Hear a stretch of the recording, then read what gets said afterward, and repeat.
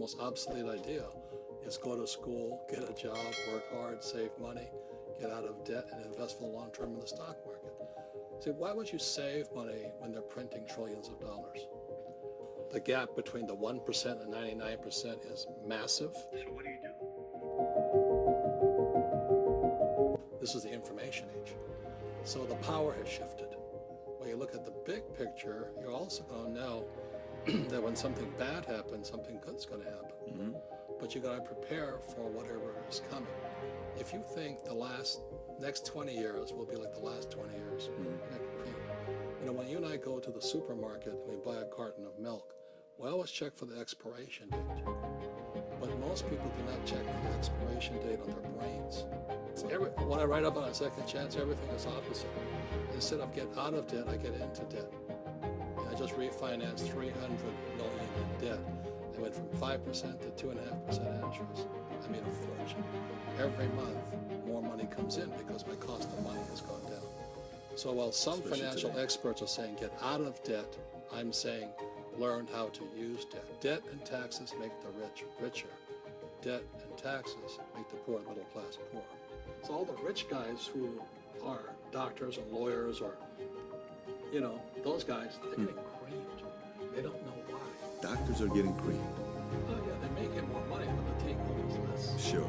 You know, my doctor just yelled at me. He's happy. He says, "Oh, guess what? I finally made $1 million." And I said, "Yeah, this isn't serious." And so I said, "Well, yeah, well, how much you pay in tax?" This is 2014. He says, $750,000 in taxes. So his net was about $400,000. That's not bad. But when I make $1 million, I keep $1 million. And the reason is because I don't make it by working for money. See, if you work for money, you're taxed.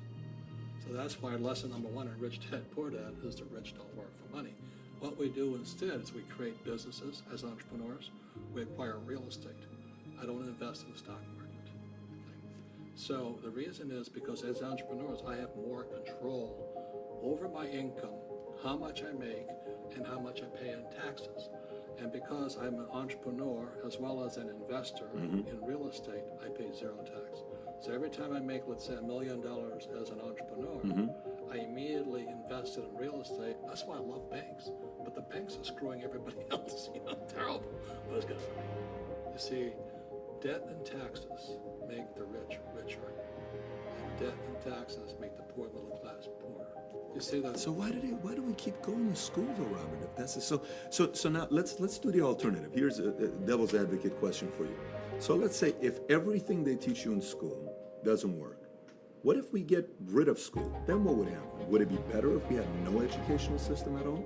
No, I'm saying education is more important than before. It's just obsolete. You know, there's Moore's Law which states information doubles every 18 months. In other words, everything's obsolete 18 months. So, and this is just a recent phenomenon. So when you come out of school, you're already obsolete. And that's why I'm the old guy, you know. I meet my friends who went to Harvard. See, I went to Harvard. I said, yeah, that was how long, 50 years ago? You know, we talked about earlier, when you go to the supermarket, you buy a carton of milk, the first thing you check for is the expiration date. So that's what we wrote about in this book, what Fuller and my rich dad were saying, is that our wealth is being stolen via the money we work. So when you save money, why would you save money? Right? Today, the banks are charging you interest to save money. In other words, the banks don't want your money because they printed too much of it. And that's why there's these bubbles in stocks and bubbles in real estate. And these people are dumping the cash. Because as I said in here, savers are losers and cash is trash. And yet people, well, I want a high-paying job. Well, that's an obsolete idea. Get out of debt is an obsolete idea. You should learn how to get into debt, how to use debt to get rich, and they'll never teach you about taxes. The reason the 1% is way up here and the 99% are going this way is because when you print money, two things happen, inflation and taxes. That's really the real world of entrepreneurship today. And any entrepreneur thinks, I'm just going to make money, I'm going to start a business and make a lot of money because that's what we talk about. They really have got to smell the roses, man. You know, that's not what the real entrepreneurs are doing. Okay, so that's why I wrote Rich Dad, Poor Dad. And that's what real entrepreneurs do. So do we need more entrepreneurs? Absolutely. Okay. But the trouble is, most entrepreneurs, there's 28 million small business owners in America. 24 million are one-person entrepreneurs. They're called non-employee entrepreneurs. So and that's what happens is when people don't really understand what an entrepreneur does. So most people are self-employed, but they're not really entrepreneurs. The self-employed pay the highest taxes in life. Nobody tells them that. So that's why I was laughing about my doctor. I made $1 million something. I said, yeah, how much you pay in tax? $750. Is that smart? And so when I talk to him, he gets all confused because he did the right things. He went to school, he works hard. It's he and his wife in the business, and they're really good people, but they're not financially educated. So when I talk to him about how I can make $6 or $7 million a year and not pay taxes, his head hurts because he didn't have this book. You know what I mean? In every one of us is a poor person. There's still a poor person inside me. And I still go to the supermarket and say, oh, Crest is on sale, Colgate's on sale. There's also a middle class person. A middle class person is not security, a steady paycheck. And that is a rich person. And they're all inside of us except that it's not taught. If you're taught to go to school, get a job, and get a paycheck, you're not taught how to get rich.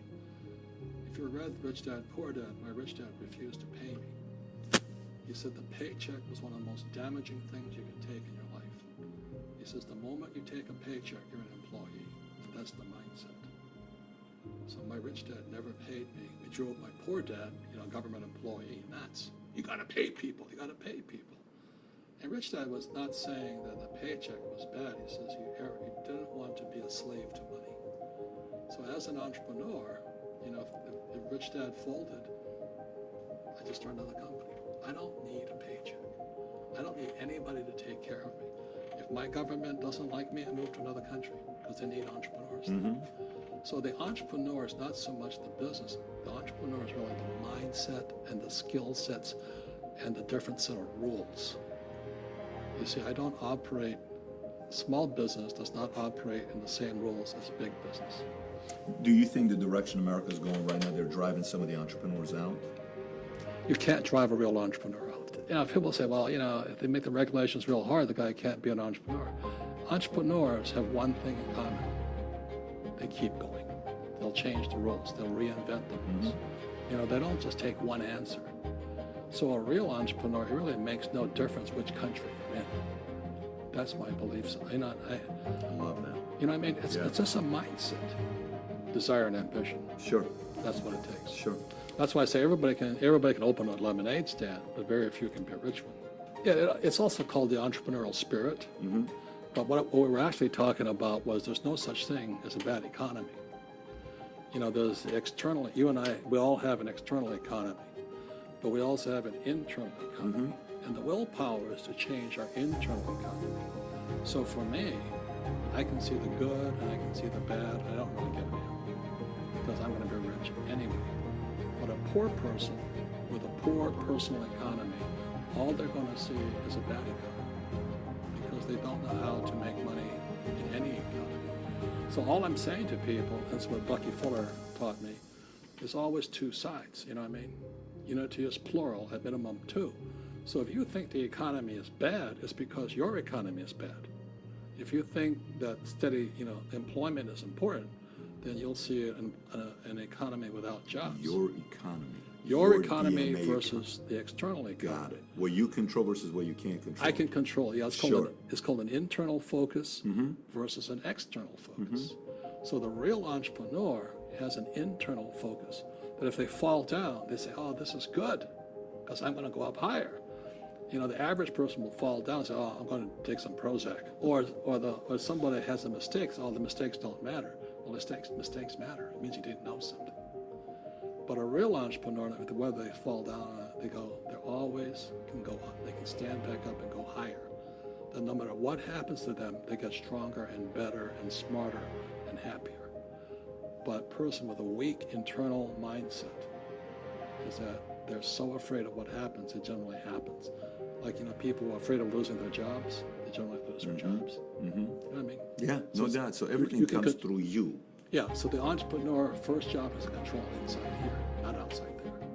So I'm right now, 6 of us, everybody that's here right now, we're living in an RV for the next 30 days. We're going to 35 states, 10,000 miles, and we're encouraging people to consider becoming entrepreneurs. What could you say, if you could say one thing to somebody who's never been an entrepreneur and they're thinking about making the leap of faith into becoming an entrepreneur, what could you tell them?